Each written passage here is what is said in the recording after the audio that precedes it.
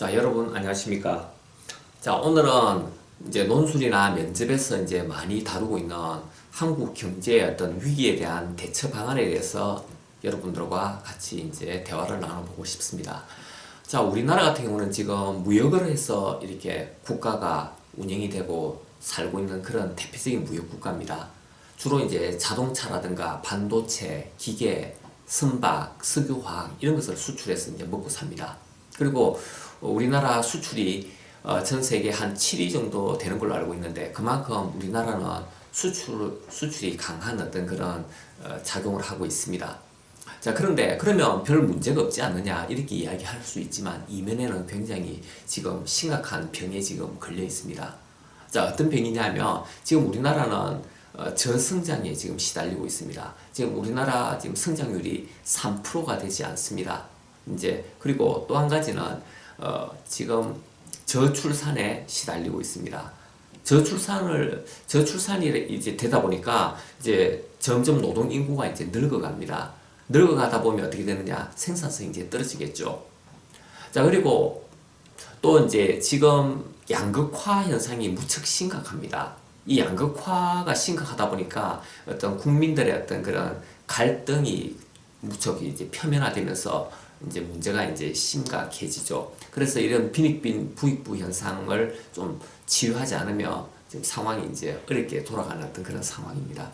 또 한 가지는 지금 최근 들어서 계속 설비 투자가 감소하고 있습니다. 설비 투자가 감소한다는 이야기는 기업이 이제 미래를 위해서 투자를 하지 않는다는 이야기거든요. 자, 그래서 기업이 이제 미래를 위해서 투자를 좀 많이 해야 이제 경제도 이제 활성화될 것이고 기업의 일자리도 많이 늘어날 것인데 그렇지 않다는 사실입니다. 또 한 가지는 그 자동화로 인해서 이제 기존에 있는 사람들마저도 이제 다 이렇게 사라지는 어떤 그런 상황입니다. 요즘은 큰 공장을 이렇게 짓고 하더라도 별로 이렇게 사람이 별로 필요 없습니다. 대부분 다 이렇게 자동화 시스템으로 가기 때문에 그렇습니다. 다음에 지금 사회적인 문제 중에 한 개가 또 한 가지는 제가 하는 건데 지금 우리 사회는 좋은 일자리가 점점 사라지고 있습니다. 그러다 보니까 일자리 경쟁이 치열합니다. 그래서 그나마 남아있는 어떤 그런 안정적인 일자리 그리고 사회적인 괜찮은 일자리가 바로 뭐 이제 공무원이라든가 의사 이런 겁니다. 그러다 보니까 그런 쪽에 우리나라의 어떤 모든 인재들이 이렇게 몰리는데 보통 경쟁률이 수백 대 1 이렇게 되는 겁니다. 자, 그러면 이런 것들은 지금 뭔가 좋지 못한 방향으로 지금 흘러가고 있다는 이야기거든요. 이것을 조금 새로운 어떤 방법으로 이제 개편하지 않으면 굉장히 이제 우리나라가 좀 향후 좀 심각해진다 이렇게 저는 생각을 합니다. 그래서 이런 상황에서 어떤 방법을 찾아야 되느냐, 뭐 교수님들이라든가 아니면 학계에 있는 사람들의 의견과 제 의견은 조금 다를 수 있지만 그럼 제가 생각하는 나름대로 어떤 방식을 제가 이야기를 하겠습니다. 먼저 우리나라 같은 경우는 사람이 어떤 자산입니다. 우리나라는 별로 뭐 지하자원도 없고요. 별로 뭐 가진 게 없습니다. 따라서 어떤 인재를 좀 육성해서 뭔가를 만들어가는 방법이 최고의 어떤 그런 방법입니다. 자, 그럼 사람이 최고의 어떤 자산인데요. 그러기 위해서는 어떤 산업을 좀 발달시켜야 되느냐면 첨단 산업을 육성시키고요. 문화 산업을 육성시켜야 됩니다. 첨단 산업이라는 것은 뭐 이런 거잖아요. 뭐 소프트웨어라든가 인공지능이라든가 아니면 반도체 뭐 이런 어떤 그런 산업입니다. 이런 산업은 다른 외국에서 이렇게 돈을 주고 사올 수가 없습니다. 이렇게 연구를 해서 이제 스스로 이제 개발하고 이렇게 해야 됩니다. 이런 것들이 우리나라 사람들의 어떤 그런 특성에 좀 잘 맞을 수 있다고 저는 생각을 합니다. 그래서 지금부터 기업체와 어떤 대학이 서로 이제 연계를 맺어가지고 그런 쪽으로 직접적으로 이제 좀 많이 연구를 하고 투자를 많이 해서 활성화시킬 수 있는 방법을 찾아야 될 것 같습니다. 미국도 이 IT 산업을 육성시키기 위해서 근 한 2, 30년을 이렇게 열심히 투자를 해서 지금에 이제 겨우 이제 빛을 보는 거거든요. 그래서 우리나라도 이렇게 첨단 산업에 합류하는 것이 저는 맞다라고 생각하고 여기에 어떤 집중적인 투자를 해야 된다라고 생각을 합니다. 그리고 그 문화산업이라는 것이 있는데 요즘 한류와 관련해서 저는 이 문화산업이 굉장히 우리나라의 어떤 강점을 가지고 있다 이렇게 생각을 합니다. 그래서 영화라든가 애니메이션이라든가 아니면 공연 기획이라든가 이런 쪽에 우리나라가 과감히 좀 투자를 해서 좀 적극적인 어떤 인재도 양성하고 그렇게 하면 우리나라가 좀 향후 발전할 가능성이 굉장히 크다. 젊은이들도 이런 문화산업 쪽에 어떤 가고 싶어 하는 사람은 굉장히 많거든요. 따라서 이런 쪽으로 좀 확실히 좀 뭔가 이렇게 많이 좀 투자를 하고 연구를 해야 방법을 찾을 수 있다. 이렇게 생각을 합니다. 또 한 가지는 이제 두 번째 방법인데요.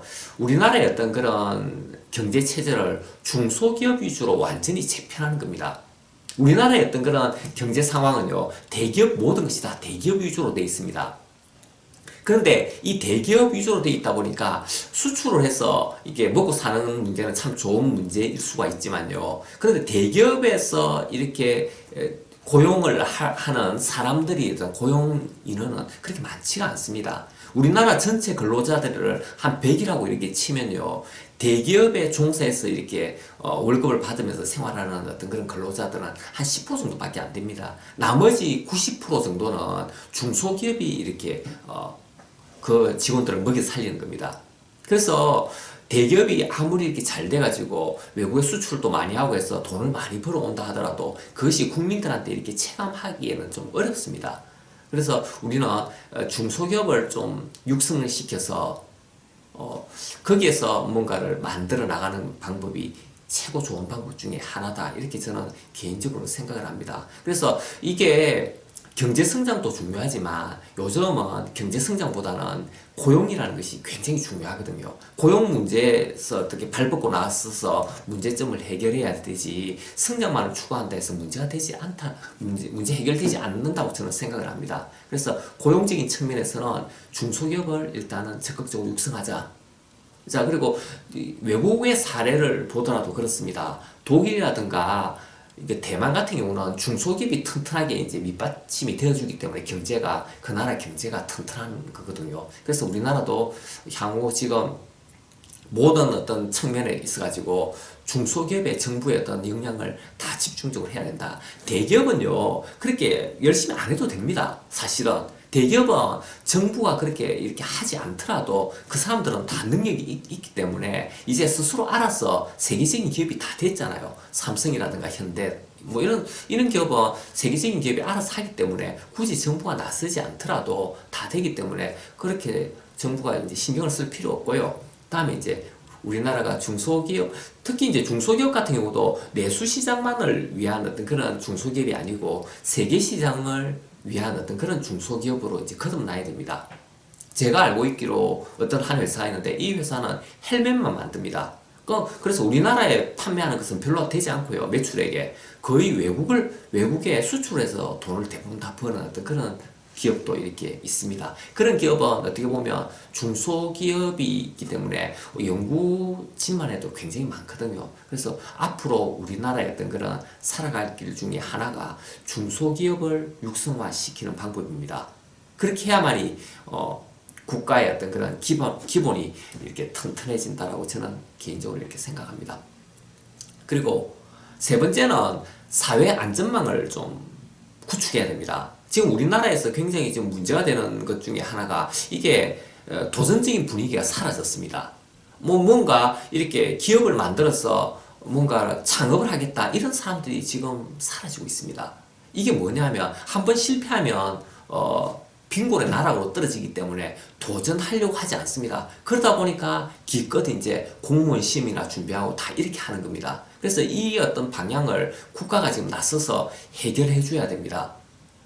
만약에 열심히 하는데 뭐 실패했다 그러면 정부가 나서서 몇 년 동안 이렇게 교육을 시키고 이제 취업도 시켜주고 이것을 정부가 이렇게 나서서 해주지 않으면 이런 어떤 방법을 이렇게 해결하기는 어렵습니다. 자, 이런 것이 잘하는 어떤 그런 나라들이 북유럽에 있는 그런 국가들입니다. 독일이라든가 스웨덴, 핀란드 이런 나라들이 이런 식으로 잘하는데 그러면 우리나라도 이런 식으로 지금 따라가야 된다. 이렇게 저는 개인적으로 생각합니다. 그래서 크게 이렇게 세 가지 정도를 이제 우리 한국 경제의 어떤 위기에 대한 대처 방안으로 이렇게 저는 생각을 하고 있습니다.